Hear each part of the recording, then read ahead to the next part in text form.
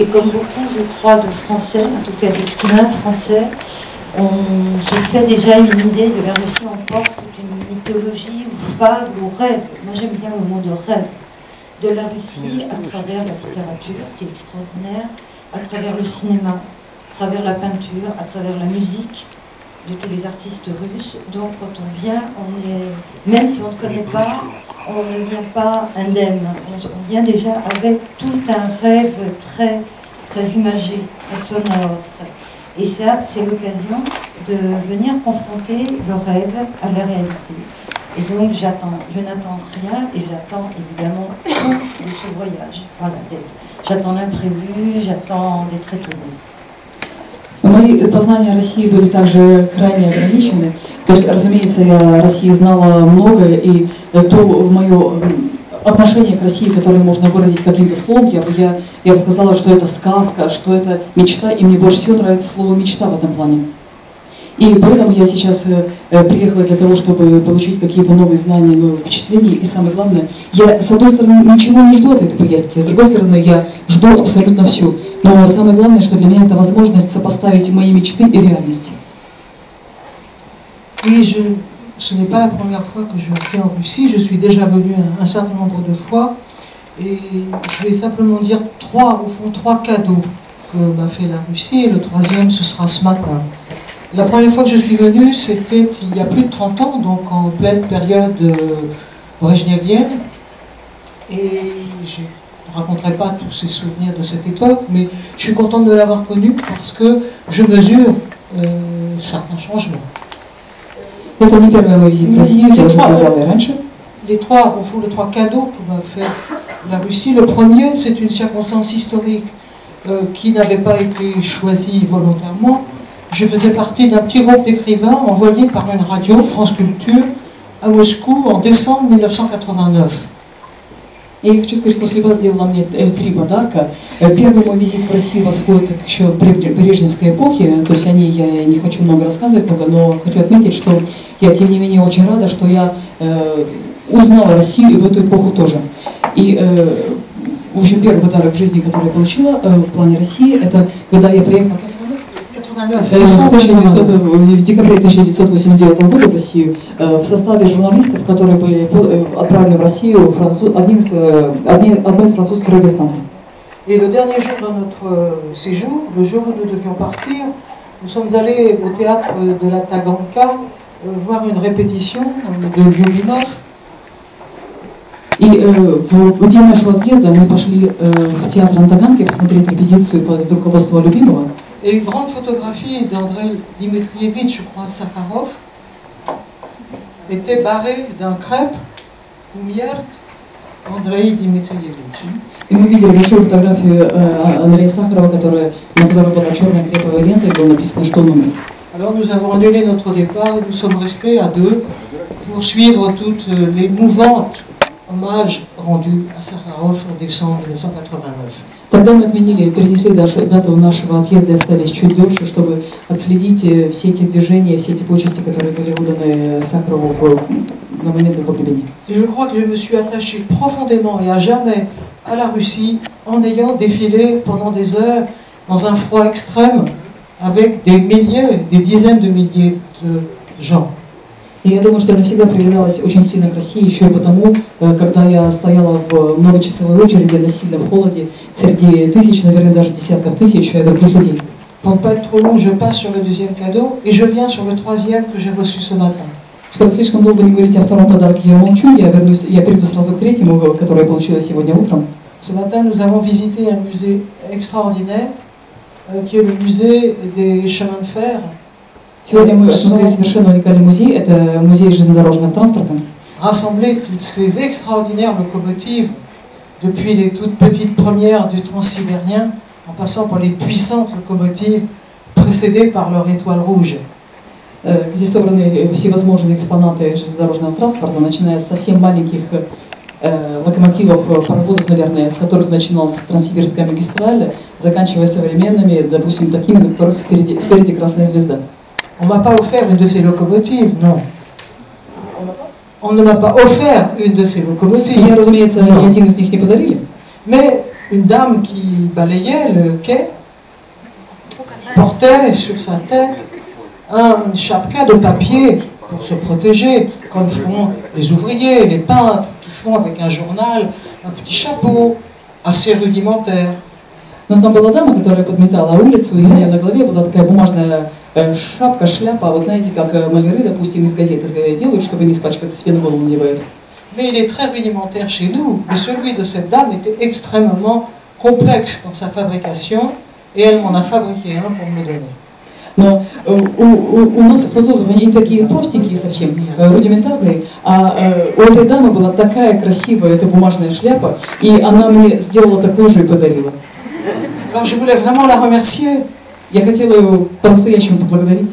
Alors je lui ai donné tout un assortiment de stylos en disant, dans un russe plein de fautes, j'ai dit Na vachi dieti. Je voulais dire pour vos enfants. C'était peut-être pas très juste. Non. Ça fait rien. Я хотела ее поблагодарить и вынула кучу ручек, дала ей ручки, и я на моем очень несовершенном русском языке сказала «на ваши дети», хотела сказать «для ваших детей», но она поняла. Et on s'est embrassé. И мы обнялись с ней. Je ne dirai jamais ce chapeau de papier. И эту бумажную шляпу я не забыла никогда в жизни. Non, c'est tout. Peut-être les enfants seront écrivains, le souffle ou Sylvie.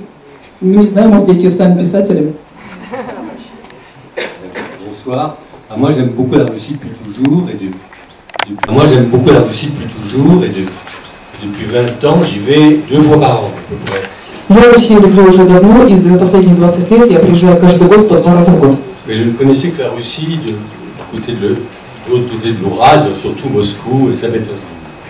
Но я очень знала скорее Россию до Урала, то есть Москва и Санкт-Петербург. Et j'ai toujours aimé la Russie pour trois raisons principales. У меня есть 3 главные причины, по которым я всегда люблю Россию. D'abord, la place de la culture dans la société russe. L'amour du théâtre, du ballet, de la musique, qui est bien plus élevé qu'en Occident. Это та любовь, это то место, которое занимает культура в российском обществе, потому что любовь к музыке, живописи, литературе значительно выше, чем в западных странах. Ensuite, l'effort de la pédagogie de la culture, c'est-à-dire l'ouverture de la culture aux enfants. Tout ce qu'on fait pour amener les enfants très jeunes à la culture. Кроме того, мне очень нравится то, что называют педагогикой культуры, что означает, вы прививаете культуру детям с самого раннего возраста.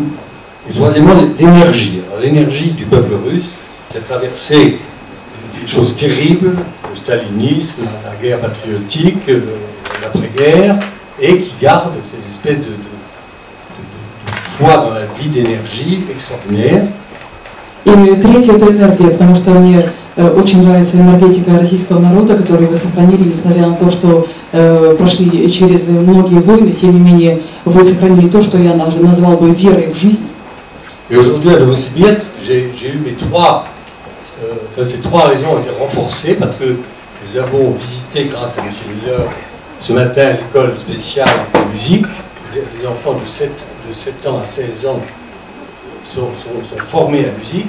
On les a vus répéter, on a vu leur chambre, on a vu, c'est une très belle école, très claire, lumineuse, ils sont très bien logés, c'est extraordinaire, je ne connais pas l'équivalent en France. И сегодня утром с господином Миллером мы посмотрели школу музыкальную школу, специализированную для детей, и я увидела, что все эти причины нашли свое подкрепление, потому что мы присутствовали на репетициях, мы видели, как они играли на музыкальных инструментах, как они пели, и школа сама прекрасная, просторная, светлая, и я не знаю аналогов по Франции. Et ensuite, nous avons visité le théâtre des marionnettes, quelque chose d'extraordinaire, qui est très beau comme bâtiment déjà, et il n'y avait pas de spectacle évidemment, mais enfin il y avait des enfants auxquels on fait visiter le musée, auxquels même on les initie à l'art des marionnettes. Et moi j'ai aussi mon cadeau là, qui est l'insigne de ce théâtre des poupées, des marionnettes. Et là aussi j'ai vu, c'est un effort pour des enfants à partir de 3 ans, et c'est le début de l'art du théâtre, enfin en quelque sorte, c'est l'accès à la littérature, au théâtre, et ça c'est formidable, et la salle est très belle. Также мы видели кукольный театр. Во-первых, само здание само по себе очень красивое. Спектакля, конечно, не было, но мы видели детей, которых привели, чтобы посмотреть музей этого театра. И дети были маленькие, начиная с 3 лет, и я считаю, что это прекрасно, что дети начинают приобщаться к культуре с такого раннего возраста. Вот у меня есть подарок на лацкане пиджака, у меня есть значок этого музея. Et enfin, partout un accueil d'une chaleur, une gentillesse, une hospitalité, qui est une des grandes vertus russes aussi, cette façon de donner à l'autre, à l'étranger, de communiquer cette énergie humaine, ça c'est quelque chose de très bouleversant que j'ai toujours connu en Russie. И, наконец, тот прием, который нам оказывают, то есть та теплота ваших сердец, вся та энергия, которую вы нам даете почувствовать, я не знаю больше такого приема ни в какой стране мира.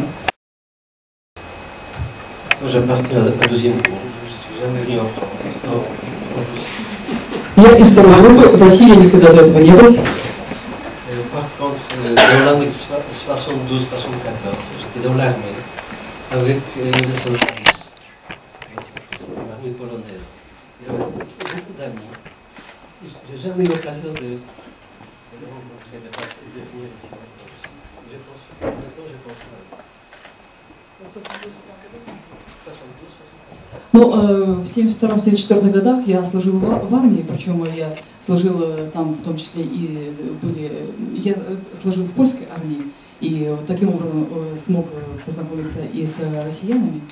И я храню воспоминания об этих наших встречах и буду их хранить всегда. Bonsoir. J'ai un statut un peu particulier dans ce voyage puisque vous avez vu, ce sont uniquement des évocations d'écrivains. Я особый случай в этой делегации, потому что те люди, которые выступали для меня, это писатели. Et j'ai été un peu catalogué comme le photographe de tout le voyage. Я считаюсь фотографом всей данной поездки. J'ai beaucoup de chance parce que tout le monde fait des photos, donc ça m'a libéré par rapport à ce poids, à cette responsabilité. Мне очень повезло, потому что фотографии так все делают, поэтому я несколько свободен от этого. Mais je dirais deux choses importantes. D'abord, la Russie, je crois qu'on a dit l'essentiel quand on dit que ce voyage, peut-être vous, Russes, vous ne mesurez pas assez combien le Transsibérien est un mythe pour nous, les Français. Я хотела бы сказать две вещи относительно этой поездки. Во-первых, вы, россияне, вы даже не осознаете, до какой степени путешествие по Транссибирской магистрали для всех французов это несбыточная мечта. Et beaucoup d'écrivains ont souligné justement le but de ce voyage, c'est de nous confronter à ce mythe, mais avec des visions qui s'appuient sur la réalité. И многие предыдущие выступающие говорили, что одна из целей этой поездки это как раз сопоставить вот эту мечту с тем, что мы увидим в реальности. Alors il faut préciser que ce voyage a été placé sous le patronat entre guillemets d'un écrivain que j'aime beaucoup, qui a d'ailleurs un des plus beaux titres est Bourlinguer, c'est Blaise Cendrars. И я напоминаю, что эта поездка проходит под эгидой имени одного французского писателя, которого я очень ценю, это писатель Блез Сандрар. Or le paradoxe de ce patronat est que son livre sur le Transsibérien, l'approche du Transsibérien est un voyage imaginaire. И парадокс заключается в том, что его книга, которая посвящена Транссибирской магистрали, это вымышленное путешествие. Donc là aussi, tout notre imaginaire repose sur l'imaginaire d'un autre écrivain. Поэтому все наши представления о России опираются на воображение этого писателя. Alors pour achever cette grande boucle, puisque Jean-Noël a dit, je crois, l'essentiel en disant qu'on est libre aussi de garder des secrets. И чтобы завершить вот этот круг, все люди, которые для меня выступали, практически все уже сказали, я хотела бы сказать, что мы можем оставить что-то для себя, не рассказывать все. Ou bien de les offrir aux autres, pour répondre à la question qui nous a été posée. Или наоборот, все секреты наши рассказать, чтобы ответить на тот вопрос, который нам был задан. Un écrivain est toujours libre d'édulcorer la réalité et d'entretenir son mythe. Потому что писатель всегда свободен, допустим, немножко приукрасить реальность или, допустим, сохранить свой миф для себя. Parce qu'avec l'écriture, il va toujours prendre une distance que malheureusement, ou peut-être heureusement, avec laquelle le photographe ne peut pas composer. Потому что, в отличие от фотографа, писатель может немножко видоизменить реальность в своих произведениях, чего не может сделать фотограф. Alors moi j'ai décidé, à la différence de Christ, j'ai pris un parti qui s'est imposé à moi pendant ce voyage, c'est de ne diffuser aucune image à mes amis, de n'envoyer aucun message et d'entretenir une chose que nous avons perdue aujourd'hui avec la photographie, qui est la distance. И мы с Крисом договорились о том, что в отличие от Криса, я не буду посылать друзьям никакие фотографии, потому что с развитием технологий мы утратили такое понятие, как держать дистанцию. Je n'ai envoyé aucun mail, aucun message, et je tiens aujourd'hui, j'ai compris grâce à ce rythme, j'ai décidé que toutes mes images allaient dormir dans mes cartes numériques maintenant, comme dans des films argentiques. И я решил так, что все мои впечатления от этой поездки, все картины, которые стоят перед моими глазами, они будут храниться в изображениях на моих цифровых картах. Parce qu'en photographie, nous avons perdu le fait, une chose essentielle, je crois, avec la venue du numérique, c'est de garder les images dans notre imaginaire avant de les révéler. Потому что с эпохой цифровой фотографии мы утратили то, что было свойственно пленочной фотографии, если можно так сказать. On les découvre immédiatement, et ça c'est, je crois, une chose difficile à vivre pour ceux qui sont formés à l'ancienne école d'Irège. Потому что пленочная фотография позволяла делать следующее. Изображения хранились в нашей голове до того, как они были напечатаны на бумаге. И я считаю, что вот это очень важно для этим создать. Alors pour conclure, je découvrirai toutes mes images à la fin, mais je tiens quand même à vous répondre en disant qu'avant tout, il y a une image que je pourrais montrer aux autres, et non pas un texte. И в ответ на ваш вопрос, в конце концов, хочу сказать, что есть одно изображение, которое я покажу другим людям, изображение, но не текст. Et elle a scellé d'ailleurs, je crois, une des plus belles rencontres de ce voyage. Я считаю, что за эту поездку это, наверное, самая прекрасная встреча, которая у меня произошла. C'est un photographe qui s'est présenté à moi à Kazan, un homme de 70 ans. Это фотограф, который подошел ко мне в Казани, мужчина 70 лет. Il s'appelle Vladimir. Его зовут Владимир. Et on a eu une rencontre d'une telle force, d'une rencontre qui a valeur de symbole, selon moi. И эта встреча была наделена такой силой, на мой взгляд, эта встреча символическая. Et ce symbole, il se résume à l'image du grand chanteur Sergueï Lemeshev. И этот символ восходит к великому певцу Сергею Лемешеву.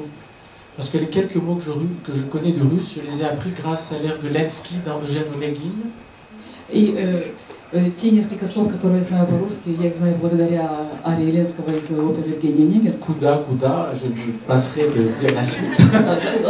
Положение вы знаете. Mais parce que j'ai voulu entendre cet air, parce que j'aime tellement les enregistrements des grands ténors dont Lemeshev. Et quand cet homme, Vladimir, m'a raconté sa vie, il m'a dit que quand il était adolescent, il avait une voix et qu'il a eu le privilège d'être formé par, me dit-il, j'ai été formé par un chanteur russe. Et or, il disait ça en russe et j'ai entendu avec des déclinaisons, les Meshevo, les Meshevi, je ne sais pas. Et j'ai dit, mais j'ai fait un grand cri, j'ai dit, Sergueï Lemeshev? Alors il a regardé, il a dit, mais qui est cet illuminé qui réagit au nom de ce chanteur? Or c'est mon idole et c'est grâce à lui. Et il était tellement touché de ce lien qui s'est créé entre nous qu'il est allé dans ses archives, il m'a sorti une toute petite photo qui fait 10 cm sur 10 de Lemeshev dans un fauteuil en train de rire, et il m'a offert cette image. Et voilà ce que je montrerai à tous mes amis quand je rentrerai. J'ai rencontré quelqu'un qui a connu Lemeshev. Этот мужчина, когда он ко мне подошел, мы стали с ним беседовать.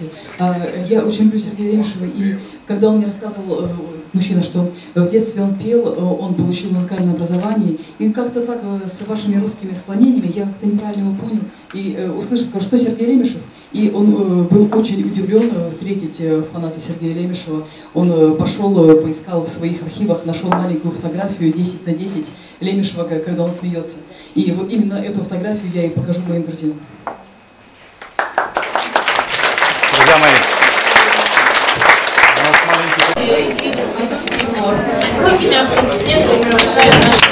Не забывайте, что мы сделаем последнюю встречу с писателями на других площадках. Мы продолжаем работать с нашими писателями, и я хочу вас пригласить, что в 6 часов будут встречи с писателями 3 магазинов. Линий старший, Капитал, у нас бедность на Лас-Вегас. Лас-Вегас.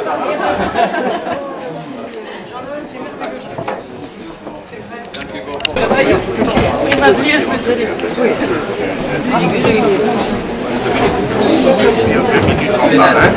Absolument. Venezia.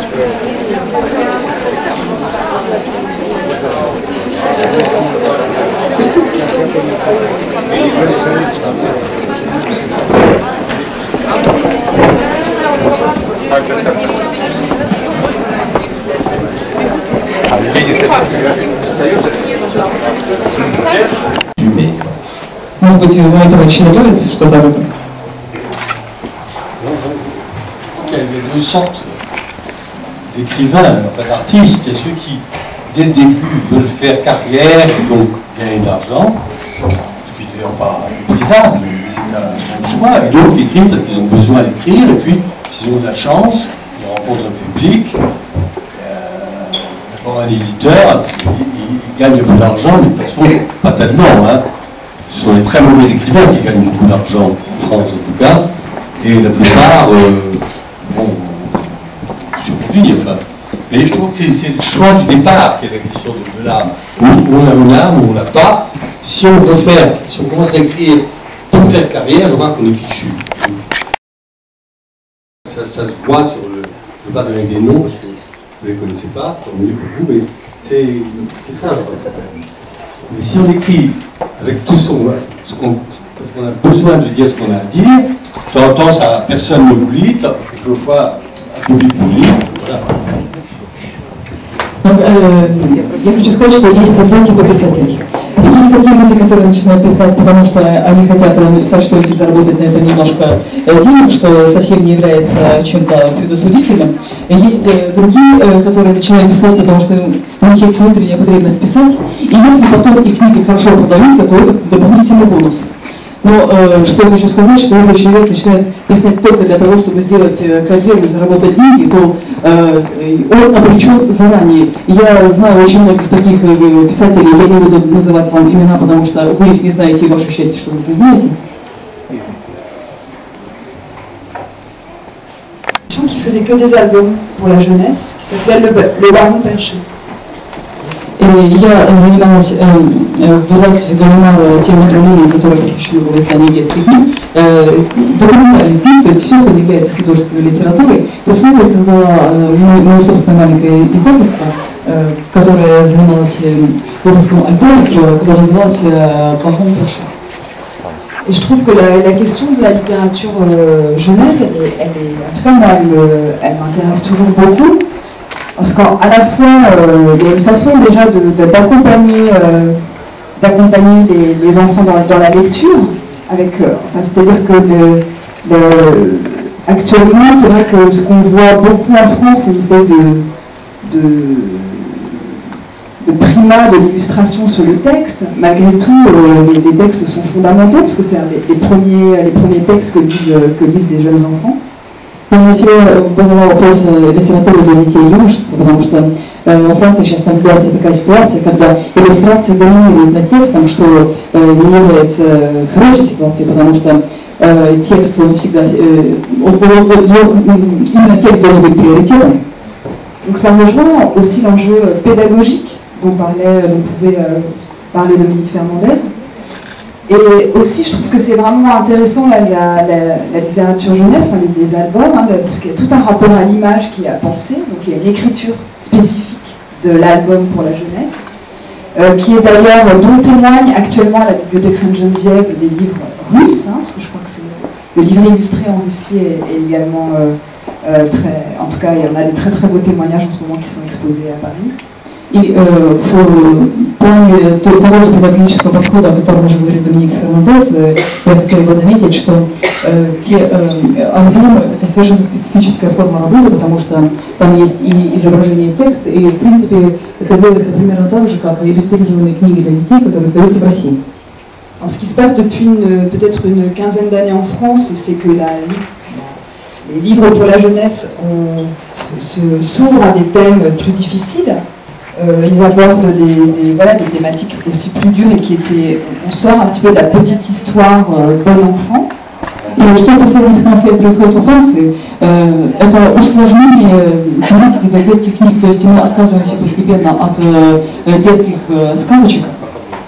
Par ailleurs, moi, ce qui me touche particulièrement dans tous les livres pour enfants, c'est la place du conte.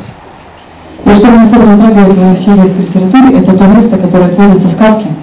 Notamment les contes populaires et justement leur rapport au mythe et la façon dont ils peuvent voilà, irriguer, innerver, contaminer les imaginaires littéraires.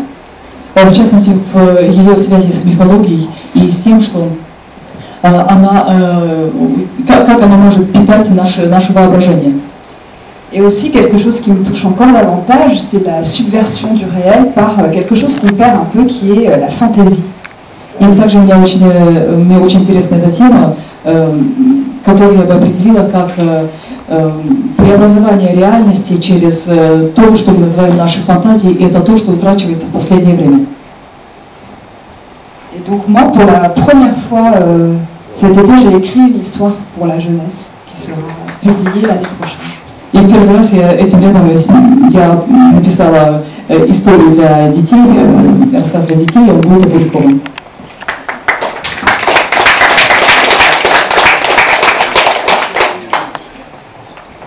Есть такое понятие русское, связанное с литературой, загадочной мужской душе. Спросите вообще, они знают об этом? Наверняка знают.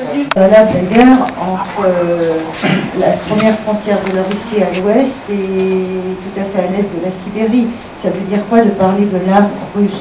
Je crois qu'à travers ça, on essaie de désigner ce qui nous trouble, ce qui nous émeut et ce qui nous étonne à travers ce qu'on reçoit à la fois de l'histoire, bien sûr, et de la littérature et de l'ensemble de la production artistique qui nous viennent de Russie.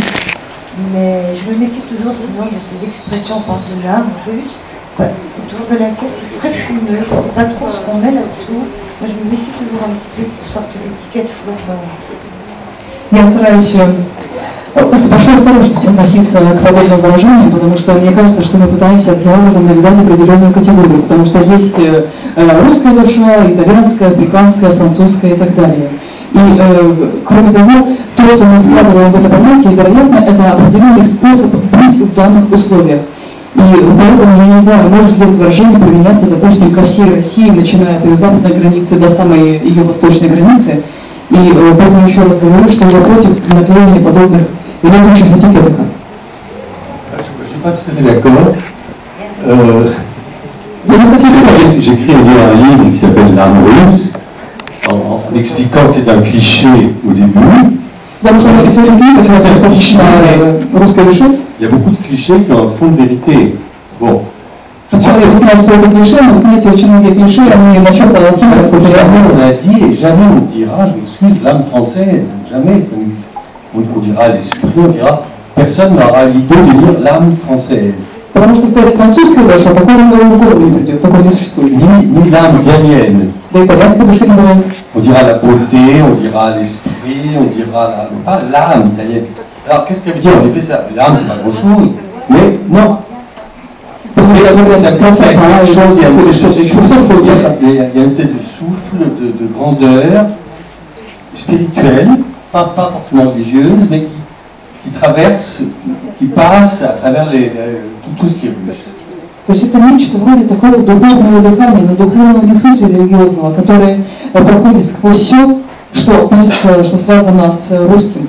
Et il y a une parole très belle du poète allemand Rilke, qui est venu très jeune en Russie avec Louis Salomé, qui a dit « La Russie ne confine qu'avec Dieu ».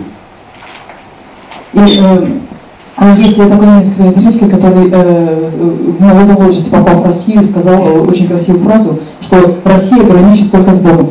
Et c'est ça, pour moi, l'âme russe, c'est un pays, enfin la Russie, c'est un pays illimité, qui n'a pas de limite.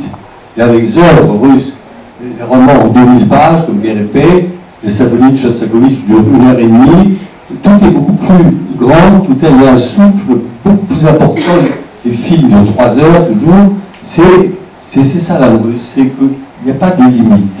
И для меня Россия это именно такая страна, которая не имеет пределов ни в чем, потому что русский роман на 2000 страниц, как «Война и мир», вполне возможно, симфония Шостаковича на 1,5 часа тоже вполне возможно. И, на мой взгляд, Россия это вот именно то, что лишено всяких пределов. C'est ça, parce que l'Italie et la France, j'aime beaucoup leur culture, mais on peut très bien les cerner, on peut très bien voir les limites. Ça ne veut pas dire que c'est moins bien, hein, c'est pas ça, mais la Russie, c'est sans limite. Voilà. J'écoute Tchaïkovski, Eugène Onegin, moi que j'ai écouté 25 fois, je crois, à l'opéra, toujours avec le même sentiment parce que c'est infini, justement. Une heure, un opéra de Verdi, au bout de 3 fois, ça va, on a fait le tour. On ne fait jamais le tour d'une œuvre russe. Потому что, допустим, если говорить о Франции и об Италии, там как раз легко можно установить эти пределы, это не означает, что это плохо, это просто иначе. Вот, допустим, я слушал Евгения Онегина раз 25, и для меня это тоже время заключено некоторое понятие необъятности, потому что, допустим, если слушать оперу Верди, ну, раза за 3 можно уже услышать и вынести из нее все, в то время как в Чайковском такого не происходит. J'avais juste dit ça, je suis consciente que c'est un problème en fait de définition, un problème de vocabulaire et de définition, et parfois ça m'énerve, c'est le mot âme qui est mis un petit peu... Ben je sais, doucha, c'est tout bougé, mais non, le mot âme avec son accent circonflexe c'est également très beau. Non, je ne veux pas dévaloriser le mot âme, c'est pas ça. C'est que quand on lui donne justement un adjectif, au mot âme, ou au mot cœur, ou au mot esprit, en un sens on le limite.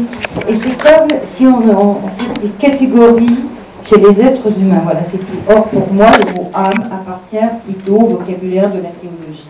Mais ça, Для меня это проблема скорее в вокабуляре, в лексике употребляемой, потому что, на мой взгляд, само по себе слово «душа» очень красивое, но по-французски пишется вот таким значком, и на мой взгляд, оно не должно иметь при себе прилагательных, потому что когда вы ставите к нему прилагательное, вы накладываете определенные пределы на это слово. Les mots même, âme, ça ne dit rien, non. Само по себе слово «душа» что ничего не означает. En italien, vous dites anima. Là, vous sentez déjà, c'est déjà longtemps. По-итальянски звучит как «анима», там уже что-то чувствуется. C'est quand même beaucoup. Il y a une espèce de sensualité, d'épaisseur dans le mot.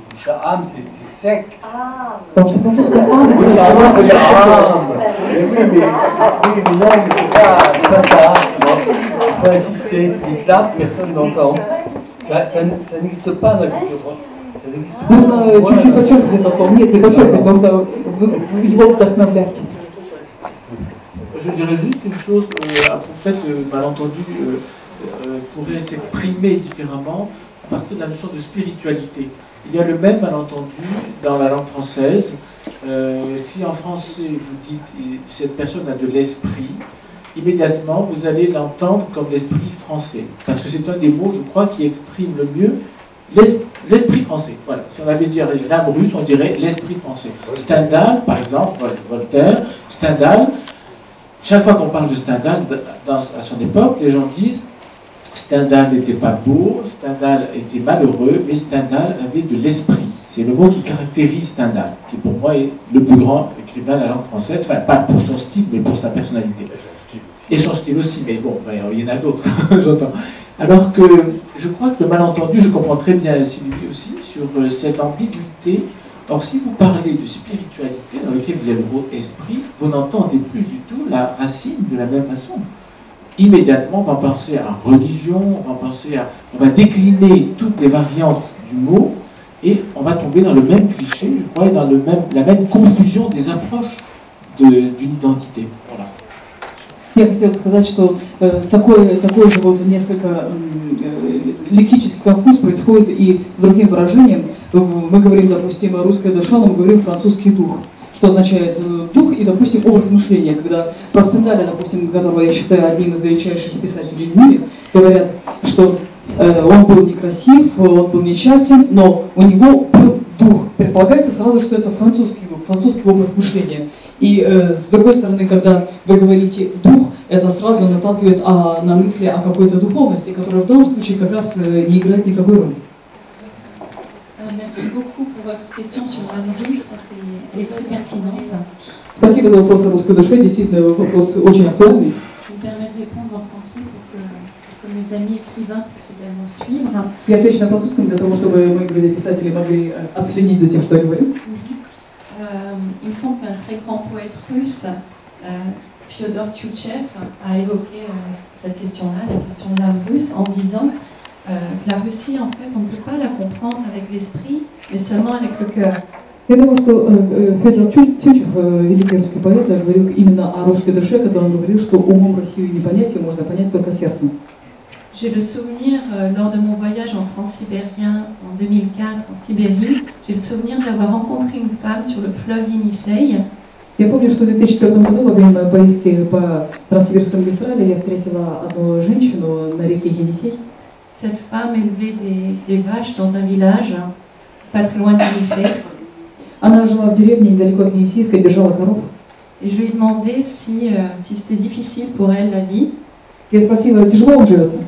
Et elle m'a répondu, да, но душа поет. Она мне ответила, oui, mais mon âme chante. Voilà, l'âme chante. Et c'est une réponse incroyable parce que très franchement, c'est pas le genre de réponse que l'on pourrait entendre en France en fait. Это совершенно невероятный вопрос, потому что такого вопроса, ответа во Франции не услышишь. Ce qui m'a également beaucoup étonné en Sibérie, c'est que les gens aiment chanter. Et pour... Par ailleurs, dernier point,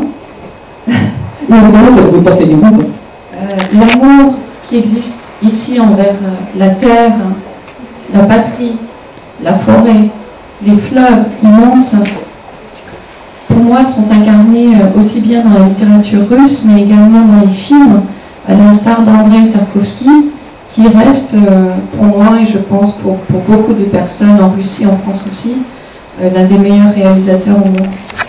И кроме того, та любовь, которую испытывают русские к своей земле, к родине, к цветам, которые растут на этой земле, она как раз очень хорошо отражает это понятие русской души.